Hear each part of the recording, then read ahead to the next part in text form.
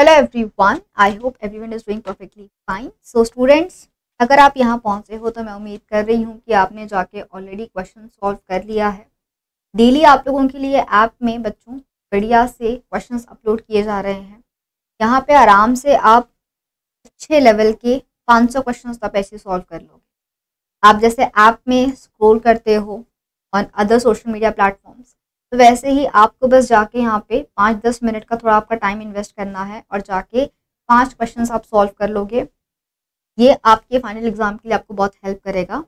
Final आपका जो exam होने वाला है वो ऑनलाइन मोड में होने वाला है, तो उसकी प्रैक्टिस जो फाइनल एग्जाम में जो डर रहता है ना, टाइमर वहाँ पे टिकटॉक चल रहा है और हमें यहाँ पे क्वेश्चन को पढ़ना है, उसको एनालाइज करना है, करेक्ट आंसर निकालना है, सॉल्व करना है, क्या गलत है क्या सही है, ये बात की प्रैक्टिस अब धीरे धीरे जब आप सॉल्व करते हो तो यू आर नाउ इम्यून, आपको डर नहीं लगेगा फाइनल एग्जाम में जाके। सो उसकी प्रैक्टिस बच्चों यहाँ पे करवाई जा रही है।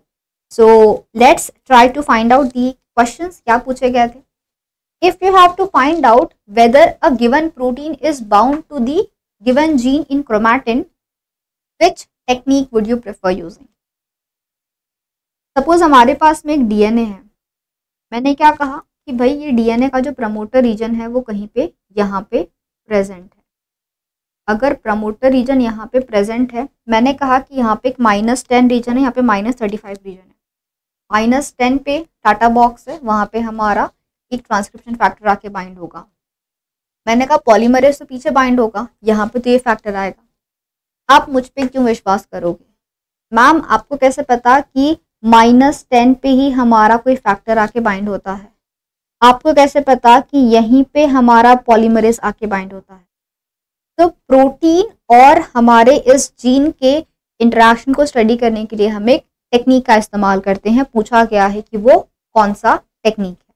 ठीक है, अब ये जो जीन की बात की गई है, ये हमको क्रोमैटिन लेवल की बात की गई है। What they are telling, gene in the chromatin form. इसका मतलब ये हमारा जो थ्रेड लाइक जीनोम रहता है उस लेवल की बात की जा रही है। नॉर्मल डीएनए प्रोटीन का इंटरेक्शन नहीं पूछ रहा है। पूछा क्या रहा है क्वेश्चन में? जीन और क्रोमैटिन पूछा जा रहा है। तो this method used here is actually chip. Chip का मतलब ही होता है क्रोमैटिन इम्यूनो प्रेसिपिटेशन एसे। तो चिप को हम यूज करते हैं। चिप को यूज करके हम लोग प्रोटीन और क्रोमैटिन के इंटरेक्शन को स्टडी कर सकते हैं। बहुत सारे हमारे होते हैं स्पेशलाइज्ड ट्रांसक्रिप्शन फैक्टर, जैसे होता है जुन होता है, कॉस होता है, मिक होता है। ऐसे फैक्टर्स जाके डायरेक्टली इनको इंटरैक्ट करते हैं। तो इन इंटरेक्शन को स्टडी करने के लिए बच्चों हम लोग चिप का इस्तेमाल कर सकते हैं। अगला सवाल, the hexose monophosphate shunt and Entner Doudoroff pathway, ये ऑल्टरनेटिव मैकेनिज्म्स है किस चीज के? तो एक उन्होंने हमको HMP पाथवे दी है और एक तो एंटेनर डोडोरॉफ पाथवे दिया है। होता ये है कि हम परफॉर्म करते हैं ग्लाइकोलिसिस, जिसमें हम ग्लूकोज को कन्वर्ट करते हैं into 2 molecules of pyruvate, and we say that this glycolysis is a universal pathway. It is performed in both aerobic and anaerobic condition. It takes place in the cytoplasm. तो बिल्कुल सही बात है, but हमारे पास कुछ और भी पाथवेज है जो देखे जाते हैं कि इसको कुछ ऑर्गेनिजम्स परफॉर्म करते हैं। डीएनए सिंथेसिस इन माइक्रोऑर्गेनिजम्स ना, इसका मतलब तो होता है रेप्लिकेशन।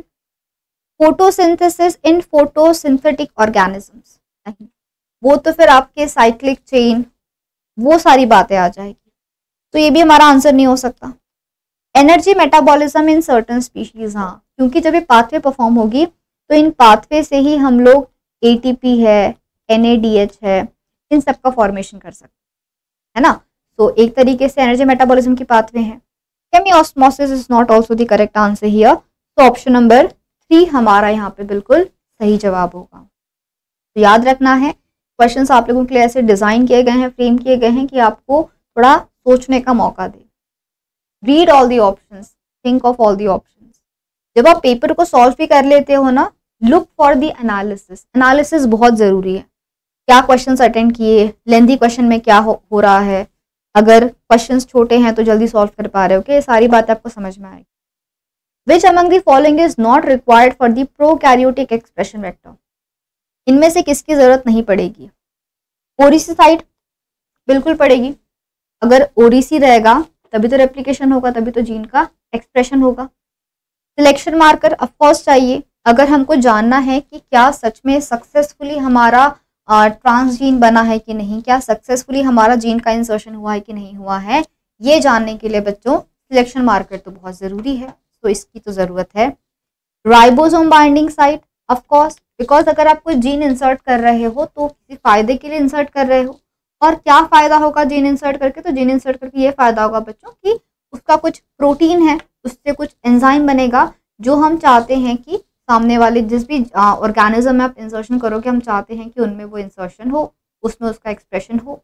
तो इसके लिए क्या ज़रूरी है? इसके लिए ज़रूरी है कि राइबोसोम बाइंडिंग साइट रहे, बिकॉज अगर आरबीएस सीक्वेंस रहेगा तभी राइबोसोम बाइंड हो पाएगा और तभी हमको आगे का मैकेनिज्म देखने को मिलेगा। तो सीएमवी प्रमोटर, साइटोमेगालोवायरस प्रमोटर, इसका यहाँ पे ऐसा कोई काम नहीं होता है इन दी प्रोकैरियोटिक एक्सप्रेशन वेक्टर। तो जब भी आप क्वेश्चन में फंस जाओ, ट्राई दी एलिमिनेशन मेथड। अगर आपको समझ में नहीं आता कि यार एक्सप्रेशन वेक्टर क्या है, नहीं पता, तो इतना तो पता है वेक्टर क्या होता है, काइंड ऑफ व्हीकल, जीन्स को ले जाने का काम करता है। हमारा जो भी जीन ऑफ इंटरेस्ट रहेगा उसको हम इस वेक्टर में इंसर्ट करके किसी ऑर्गेनिज्म में एक्सप्रेस करवाते हैं। तो सोचो कि क्या क्या इनमें से चीज़ें हैं जो रिक्वायरमेंट होगी जीन को एक्सप्रेस करने की। तो उसके अलावा जो चीज़ें बचती उसको आप लोग यहाँ से एलिमिनेट कर सकते हैं। Microtubules mostly are made from, there are certain cytoskeleton, है ना? क्या क्या होते हैं? तो माइक्रोट्यूब्यूल्स होते हैं, माइक्रोफिलामेंट्स होते हैं, then there are intermediate filaments as well. अगर हम बात करते हैं माइक्रोफिलामेंट्स के, तो ये बना होता है एक्टिन से, जी एक्टिन से मिलके एफ एक्टिन मतलब फिलामेंटस एक्टिन बनता है। माइक्रोट्यूब्यूल्स किससे बनते हैं बच्चों? तो अल्फा और बीटा के डाइमर से, है ना? गामा जो रहता है उसका एक अरेंजमेंट रहता है 4, 5, 6, 7, 8, 9, 10, 11, 12, 13। तो ऐसे 13 गामा रहेंगे जो जहाँ से हमारा ये बनना स्टार्ट होगा और उसको लाइन से अल्फा बीटा के डाइमर्स अटैच होते हैं। That is how the microtubules are formed. तो ये क्या होते हैं? 13 प्रोटोफिलामेंट्स से मिलकर बनता है हमारा microtubule. So option number 2 here is the correct answer. What is the key regulatory component of an operon model of regulation of gene expression in prokaryotes? पूछा गया है कि कौन सा यहाँ पे रेगुलेटरी कंपोनेंट है। तो अगर मैं पहले ऑप्शंस की तरफ जाऊं, देखो प्रमोटर क्या होता है? प्रमोटर वो रीजन है बच्चों जहां पे हमारा आरएनए पॉलीमरेज बाइंड होगा। ये वो रीजन है जहाँ पे आरएनए पॉलीमरेज बाइंड होगा। स्ट्रक्चरल पार्ट ऑफ जीन, यहाँ पे तो स्ट्रक्चरल जीन्स प्रेजेंट रहते हैं। अगर मैं बात करती हूँ लैक्टोसुपरॉन की, तो भाई लैक जेड है which codes for beta galactosidase, lac Y है which codes for lactose permease, lac A है which codes for transacetylase. तो ये तो नहीं है ऑपरेटर वाला पार्ट, रेगुलेशन वाला पार्ट। टर्मिनल रीजन, यहाँ पे तो चीज़ें टर्मिनेट हो जाएगी, बट जो ऑपरेटर रहता है ये कौन सा रीजन है बच्चों? तो ये ऑपरेटर पे ही हमारा रिप्रेसर आके बाइंड होता है। रिप्रेसर के ऊपर कभी अगर इंड्यूसर बाइंड हुआ तो उसकी वजह से रिप्रेसर डिसोसिएट होता है। तो ऑपरेटर इज द रीजन जहाँ पे हमारा मेजर रेगुलेटरी एक्टिविटी देखने को मिलती है। तो आई थिंक आपका लैक ओपरॉन पे काफ़ी हद तक रिवाइज हो गया होगा इस क्वेश्चन। तो रीड दीज क्वेश्चंस केयरफुली। अगर आंसर समझ में नहीं आएगा तो आप ऑप्शंस को देखो कि यार इसमें से क्या हम एलिमिनेट कर सकते हैं। हो सकता है आप 2 आंसर्स तक पहुंचो, फिर और थोड़ा सोचने की कोशिश करो। नहीं आता है स्किप करो, गलत नहीं मार्क करके। तो these were all the questions for today. I hope the questions are clear. ऐसे ही बढ़िया क्वेश्चंस डेली आप लोग के लिए अपलोड किए जा रहे हैं। आपको विजिट करना है हमारी वेबसाइट के ऊपर में ifasonline.com और वहाँ जाना है आपको। वहाँ जाके आपको IIT जैम बायोटेक्नोलॉजी के सेक्शन में जाना है।